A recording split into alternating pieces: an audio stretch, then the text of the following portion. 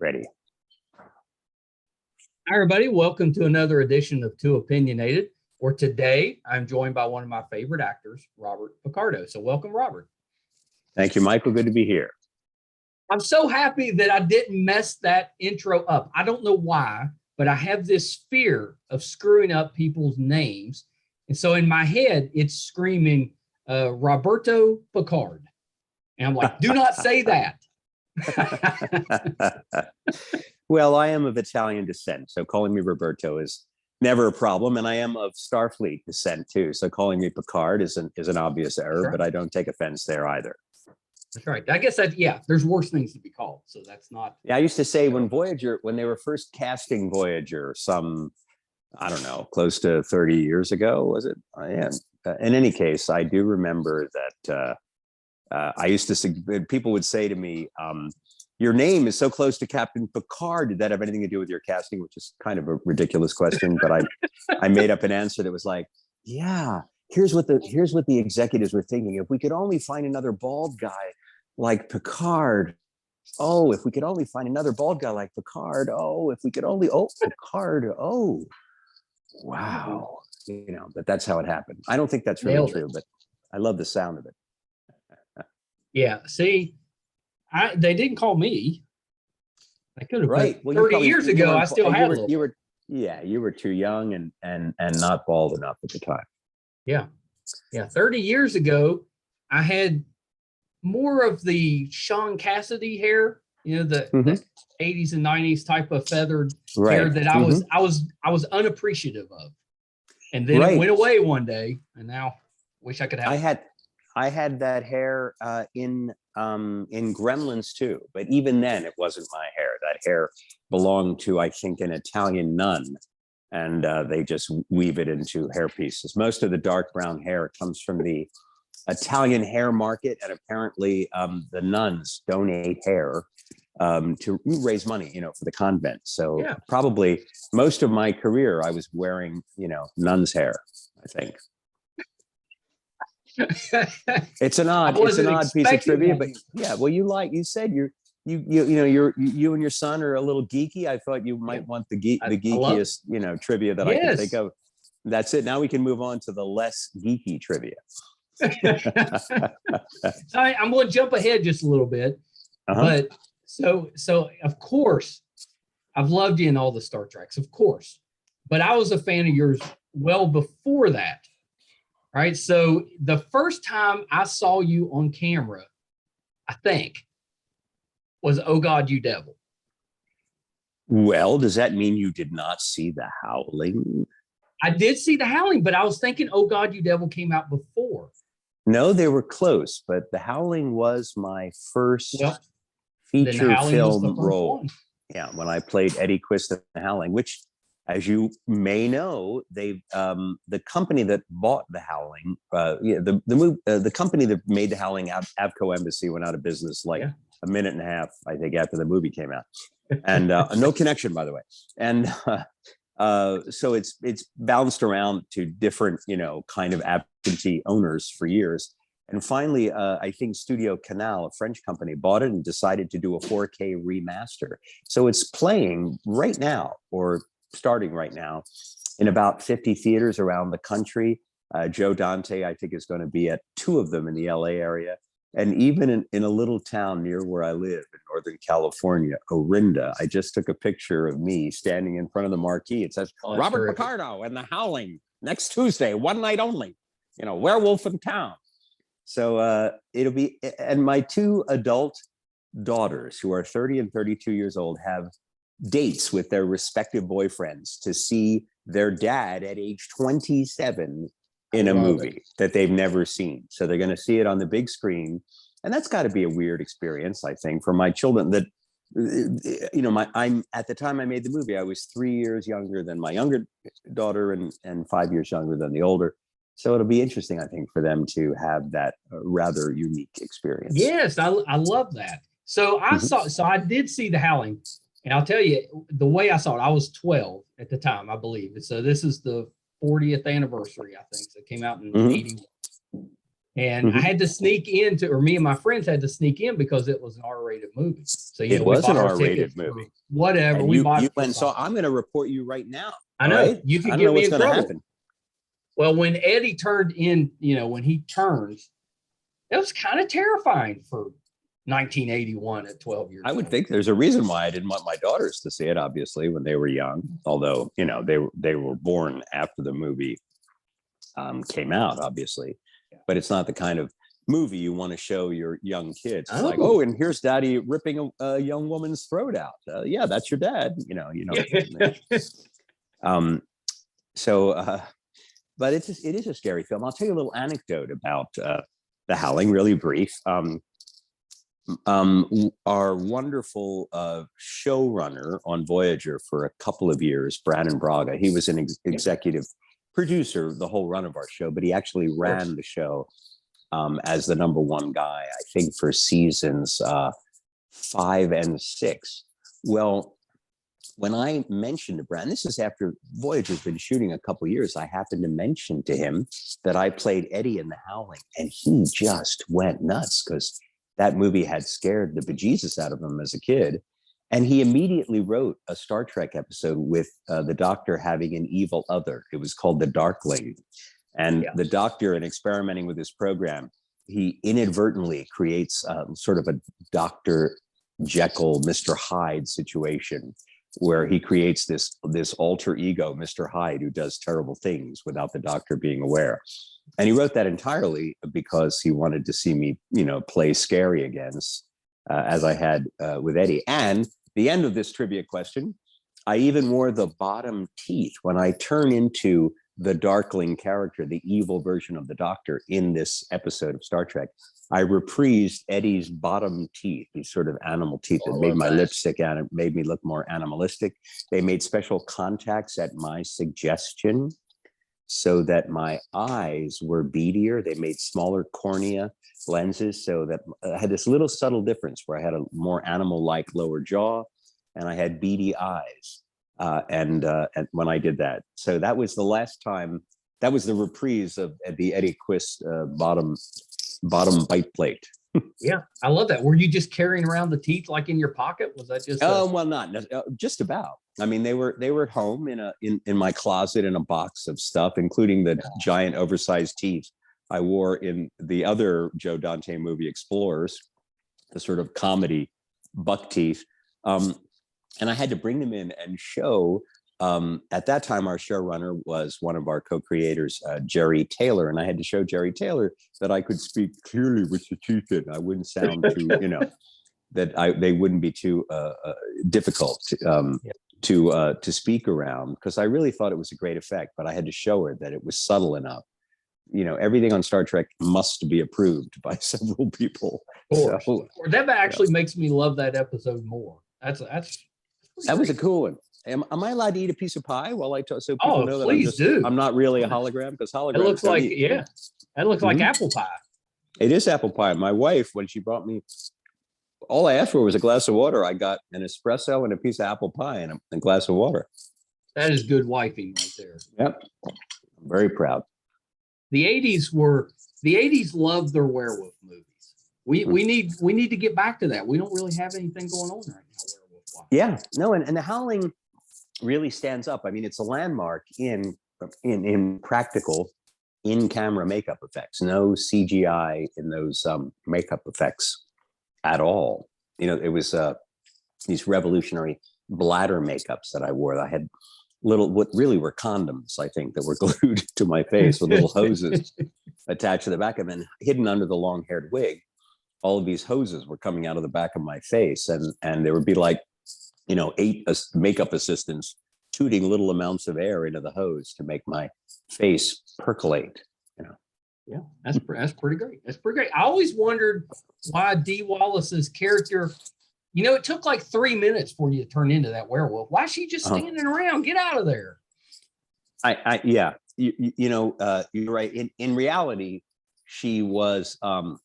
I had backed her into a corner of the room, so she'd had to go around me, but you can't necessarily see that in the geography of it. That old sense. Hollywood switcheroo where Eddie is underneath on the gurney. That was pretty cool, wasn't it? Pretty good. That was pretty great. So I did jump ahead.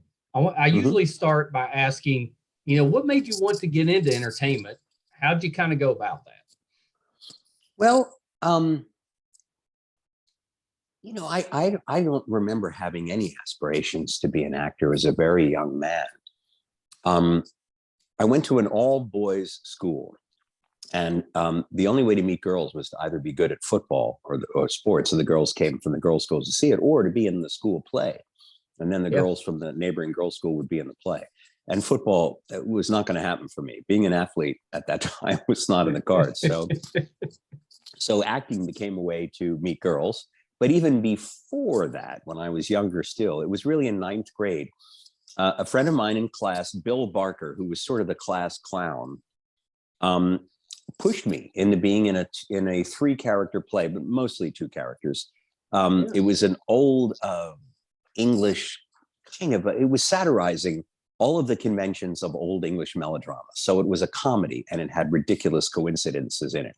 It was called Box and Cox, B-O-X and C-O-X. They were 2 men who lived in the same apartment, but neither knew that because the landlord was getting double duty, getting double rent, because one worked by day and one worked by night. And the landlord, actually the landlady, would just switch around the apartment so that the other couldn't tell that one was living there. And it was a ridiculous plot, short, funny, and he wanted me to be in it with him. And my character was sort of more of the straight man of the 2. But I got my first laughs on stage in ninth grade doing Box and Cox, and I liked it. So I ended up, and curiously, we're the only 2 members of our graduating class, as I recall, that became actors. And he has earned his living playing Thomas Jefferson in Colonial Williamsburg for decades, and is terrific at it. Great. He and I have had reunions over the years. In fact, when our high school had us back to perform the same play when they opened the Performing Arts Center about a dozen years ago. So he and I can put that play on, even though we originally did it over 50 years ago. We could relearn it literally in an hour. Well, you should do that. For you. Yeah. Hey, you should do that. We could do that right on Too Opinionated. We'll totally do it. You just have to pay for the rights. And what's the other thing? And then Gilbert, W.S. Gilbert of Gilbert and Sullivan fame, actually turned it into a musical with another writer. He didn't do it with, Arthur Sullivan, who wrote the music for it, working with another librettist called F. Burnand, I think. F.W. Burnand, not W.S. Gilbert. Apparently all librettists then use their initials only. I don't know, but it's an interesting coincidence. And we did the musical version senior year. And even though I went off to Yale after that to ostensibly to become a doctor, because I was pre-med, I thought my childhood ambition was to be a physician, probably specifically a pediatrician, because I'd been very impressed with my childhood pediatrician. But at Yale, I continued to act, and I was in a show that got a lot of attention at Yale my sophomore year. It was the first non-professional production of something called the Bernstein Mass. Leonard Bernstein wrote a music and theater piece, huge, for the opening of the Kennedy Center. And we had a student at Yale in the music school who knew Bernstein because he'd been his choral conductor for a production of Carmen or whatever the previous summer. And he said to Mr. Bernstein, I think that the professional production of this at the Kennedy Center was wrong. I said, I'd like to try it myself. And to his great credit, Mr. Bernstein said, go ahead. Gave him the rights to do it at Yale. He came to see us and liked our production so much, he took us to Europe to premiere the work, a student production. I had a very featured role. Mr. Bernstein called me the Great Picardo, because my name Picardo is like Caruso. And there's an old movie called The Great Caruso with Mario Alonso playing. And he was very impressed with I had a very featured role. I had the big Broadway number called God Said, as this, not the true religious figure in the show. I was the sort of I don't know how to put it. I was the evangelist preacher who was like, hey, let's make this fun. So I was a little, what's the word? not a real religious figure. I was like, let's all get our rocks off as we pretend to worship God, like Marjo Gortner, if you remember that name. Anyway, Mr. Bernstein said, what do you got to do with your life? And I said, I'm going to be a doctor. And he said, I'm surprised to hear that you have such natural stage energy, not phony Broadway energy. And I looked him in the eye and I said, would you say that to my mother? And he did. Opening night, he told my mom he thought I should be an actor. And so Leonard Bernstein got me out of pre-med and into show business. Well, so was your mother, was she able to see you become the doctor in Star Trek? That's a very sweet question. She did. My mom passed away during shooting of our, I believe, sort of the middle of shooting our second season. So she had, I can't say my mom was a Star Trek fan. She used to say to me, Bobby, I don't understand what they're talking about. But she came, the more interesting statistic, I guess, is that she went to one Star Trek convention in the Philadelphia area. That's where I grew up. Yeah. And the big Star Trek convention, I think it was in Valley Forge, Pennsylvania, near, of course, where the historic battle was fought in the Civil War. I'm sorry, in the, I just forgot if Valley Forge was the Civil War, the Rebel. No. You know what I mean? Revolutionary War. Revolutionary War. I knew that. I knew that, guys. I knew that. And how embarrassing on your podcast. In any case, well, you only grew up in Philadelphia. No big deal. I understand. Well, it's been a long time. You know what I mean? And there've been so many. I've had so many battles in the Delta Quadrant. It's kind of fogged my more distant memory. Yes, my mother came to a Star Trek convention, and the fans were so sweet. They wanted to take pictures with her because I said, hey, my mom is here, right? And I really think my mother got the distinct feeling that this franchise with its devoted fan base was going to take care in some way of her son. She didn't have to worry about me anymore. And it's turned out to be true. I mean, the Star Trek fans are really the most loyal fans any actor could have. They continue to review your episodes and watch your work over and over again. And they'll also come, many Star Trek fans go to in-person events and they love to meet you around the world.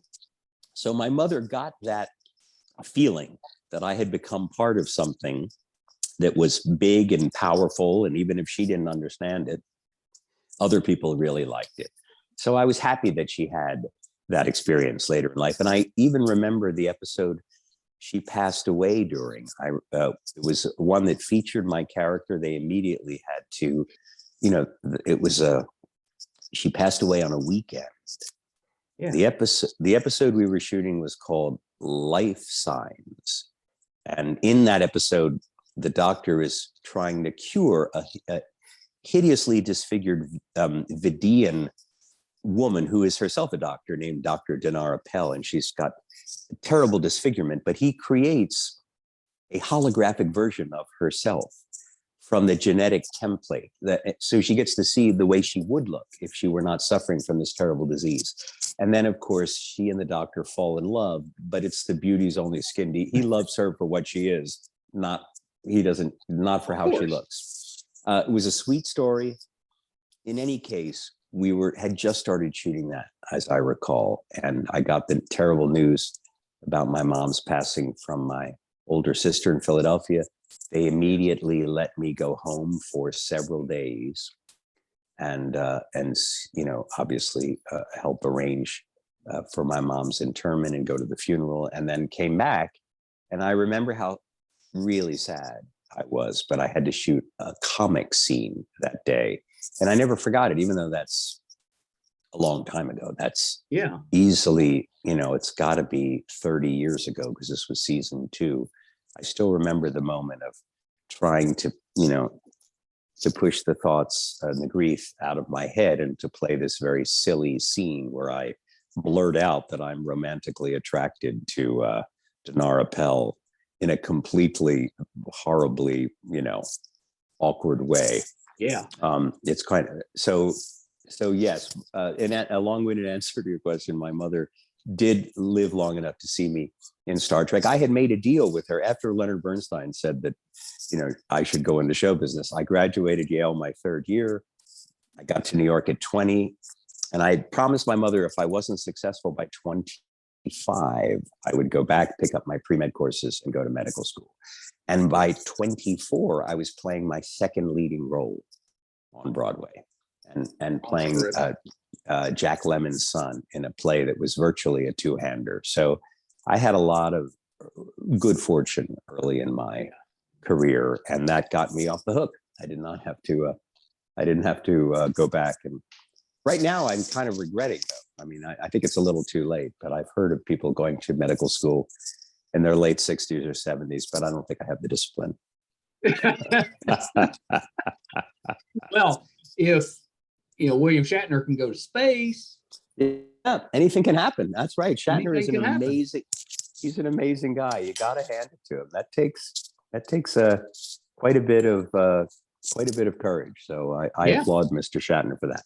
Yeah. It was fun seeing the emotions when he got back. Mm-hmm. I enjoyed that. He was genuinely moved. He's had quite an extraordinary life. He really has. Yeah, he has. So, as a hologram, the great part about that is you can just keep popping up. They keep coming out Star Trek shows. You can come back if they want you to. Well, but that's the good part. The bad part is that as a hologram, you're not supposed to age, technically, right? I mean, you can always make up that stuff. Well, I thought a funny way to handle it, to be honest with you, would be that remember, I also played my own programmer, Dr. Louis Zimmerman. Yeah, Deep Space Nine. Yeah. But Zimmerman, of course, has aged in the same timeline as Voyager. Zimmerman would be my age now, right? Right. But the Doctor would be the same age he was in the Voyager pilot. And I thought, wouldn't it be funny if he were? I was introduced with a digitally corrected, youthful. I always say euthanized, but that's not what I mean. If they made me digitally corrected me the way they do in movies now, like Benjamin Button, whatever, to make me look 42, but then working side by side with my 68-year-old self, it would annoy the hell out of the older guy that he was constantly looking in a 30-year-old mirror, and it would piss him off. And then he would change the Doctor's programming to make him look just as old as he did. That would be a. They could do that in a flashback to show why. Well, that's a cute. What's cute about the gag? Oh, this is my agent calling. Let me turn it off here. Yeah. I want to decline it. There we go. You're telling you got important things to do right now. I know. I can't work. I've got to reminisce about my career. I can't do new work.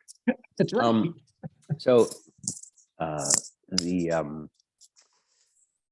Oh my gosh, where were we?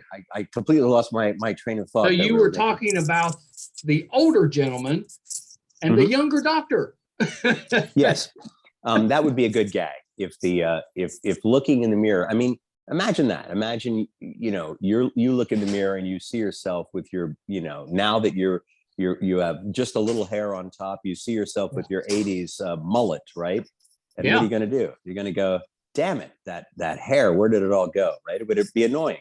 So you'd want that younger version of yourself. You'd want him to you want to age him right up to where you are now.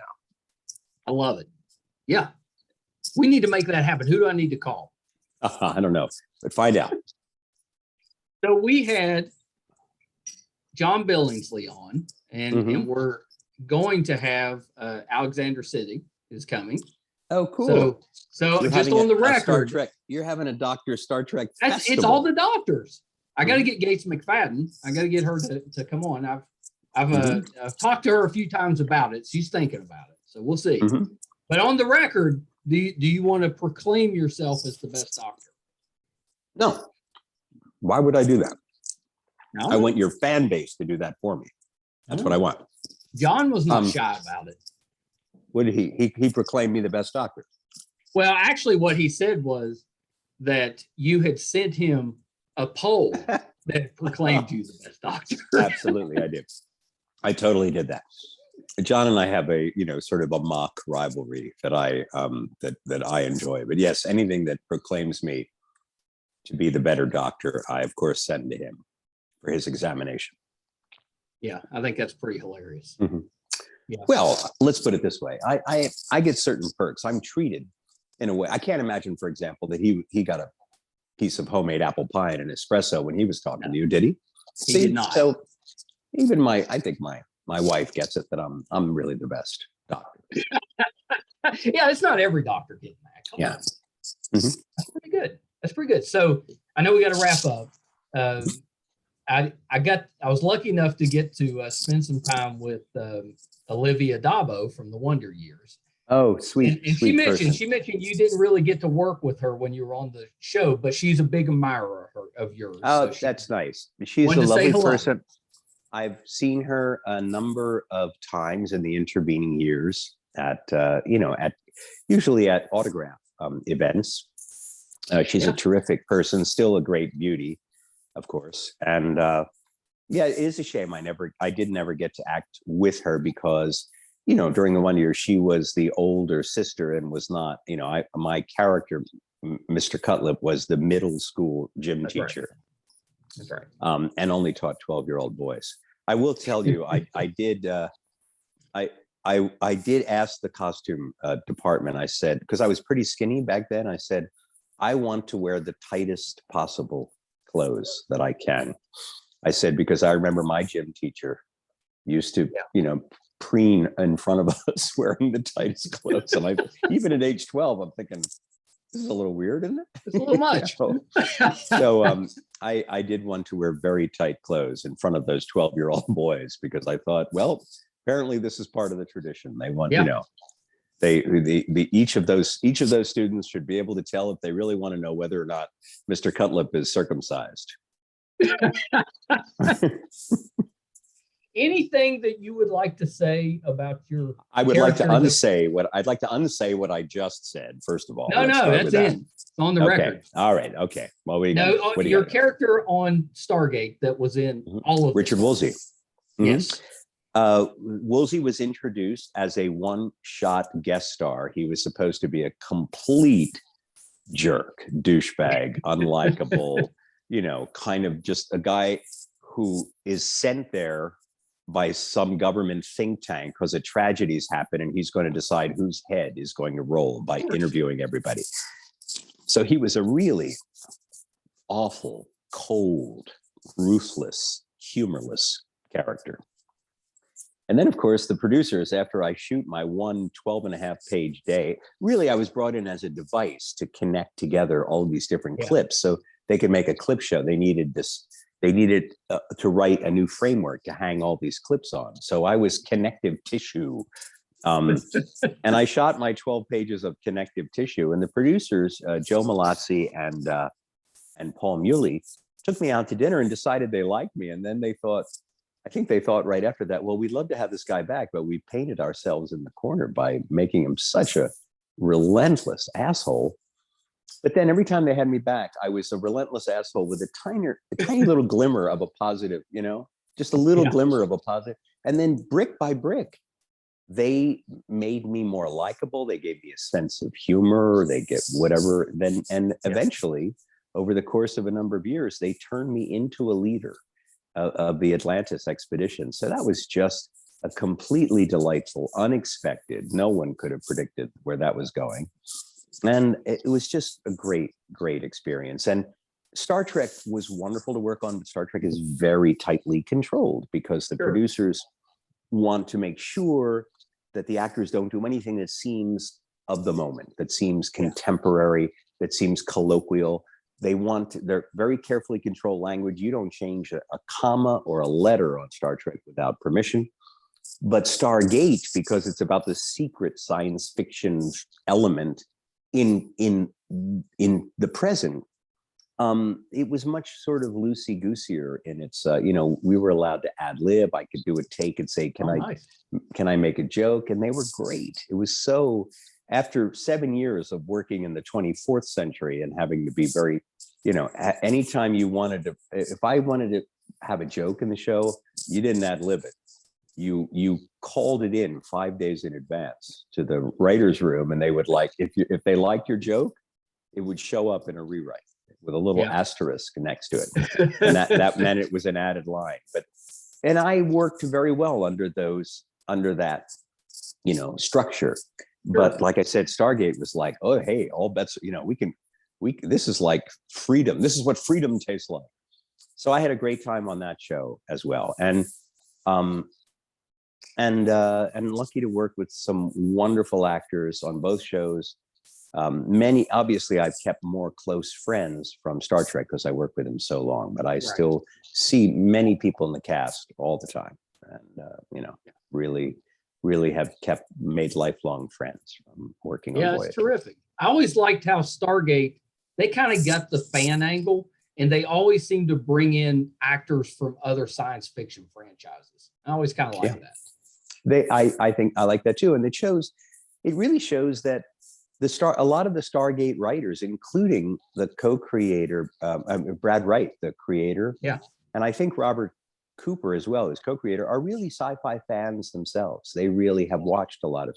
Brad Wright, when I did his podcast, surprised me by saying, my dream was always to write for Star Trek, which makes me laugh because he created, the other major television science fiction franchise. I mean, yes, it was based on a movie original, which I believe was based on a book. But the point is, he had the idea to go to MGM and say, hey, this is a TV series, and then turned it into a whole franchise. And yet his real dream was to write for Star Trek. I thought that was a very sweet and surprising admission. Yeah, that's terrific. Well, sir, this has been terrific. Same here. I've really enjoyed it. Thank you. And thanks to your audience. Thanks to your audience, if they watch this, for letting me eat a piece of pie, have an espresso, a little water, really enjoy myself. Oh, I know. It made me hungry. See, I'm in West Virginia, so it's dinner time here. I'm ready to go. Oh yeah. Well, that was my goal. My goal was to make you hungry so you didn't run on too long. There you go. So I got two quick things to tell you before we wrap up. All One, right. Enjoyed you on Amazon Women on the Moon. Underrated movie. So I wanted to bring Thank that you. up. Thank you. Because you never hear that one. Did you see the deleted scene with Bryan Cranston? I did. I had, I can't think. I had Ed Begley Jr. was on the show. Oh yeah. What a wonderful guy. Yeah. We talked quite a bit about the Amazon Women on the Moon. So my research on that, I did find that. I don't think I saw that at the time. No, you didn't. That was in that would have been, I think when they made it into a TV, when they sold it to syndication, they may have added that scene in. Either way, it's in the original, I guess, bonus pods that came with the video cassette or the DVD. They had that scene, and Bryan Cranston has like one line. Yeah. I think he's like the ambulance, the guy who comes to pick the body up. Yeah, that was probably pre Seinfeld days too, because he was on Seinfeld for a few episodes. Yes, of course it was. Sure. Yeah. Hey, and it's funny because I completely forgot that he was in that. And Bryan has always been terrific to me. I've seen him 2 of his Broadway shows, gone backstage, and he's always treated me great. But he must remember that he worked with me from that, and I didn't. I visited Malcolm. My kids love Malcolm in the Middle, so he was kind enough to get us on the set.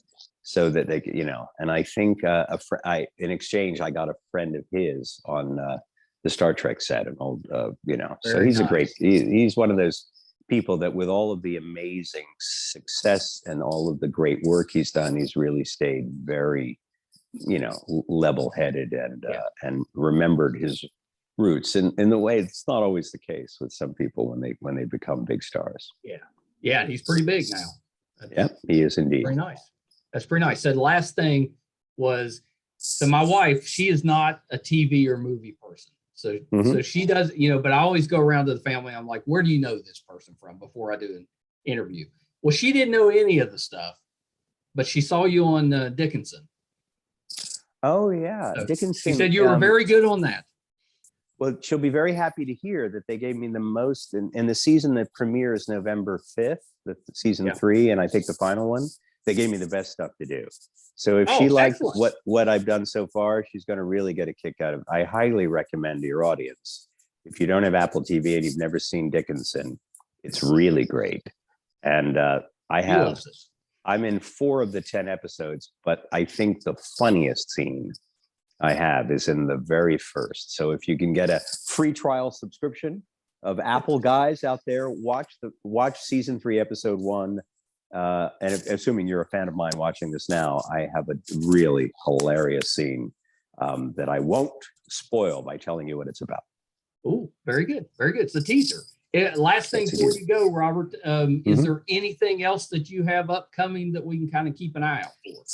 Well, in addition to Dickinson, I've done 3 movies, and I've been pretty busy during the pandemic with all of the, obviously the COVID protocols. I did, I'm in a movie with John Hamm. John Hamm is rebooting the Fletch franchise that Chevy Chase did. It's called Confess Fletch. And I play a character in that of Italian descent. I also am in a movie called Discontinued, a sort of a high concept sci-fi movie playing an insane therapist to the lead girl in it. I also did a movie I'm really excited about that is, the title may change. It's a T.S. Eliot quote. It's called To Meet the Faces You Meet, which is a little confusing. It's a science fiction movie about a sentient spacecraft that goes rogue, doesn't want to be used in military applications. And I am the futuristic admiral who's chasing it down, trying to destroy it because it won't do my bidding.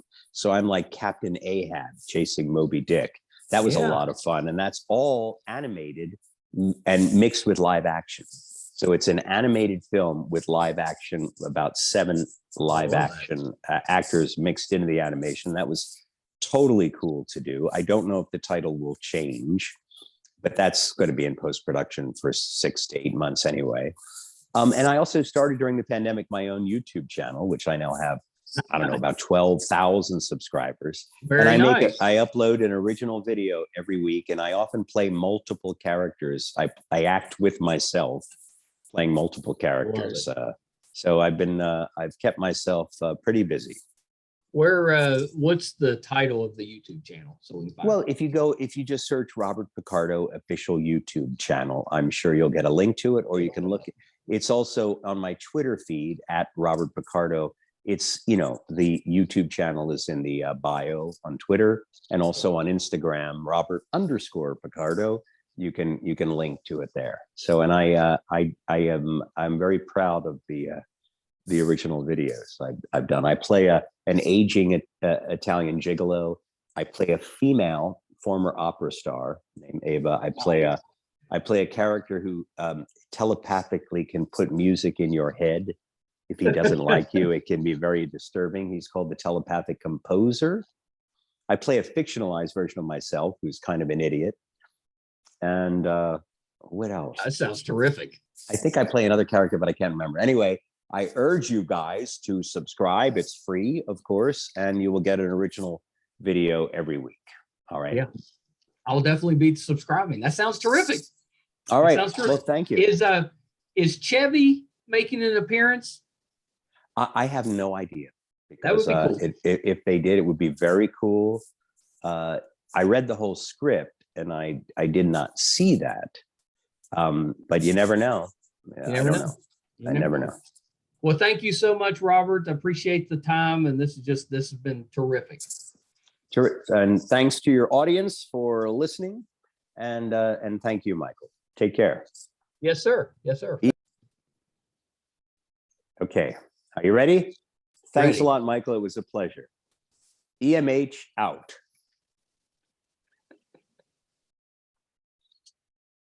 Oh my gosh, that was so much fun. So the terrific Robert Picardo.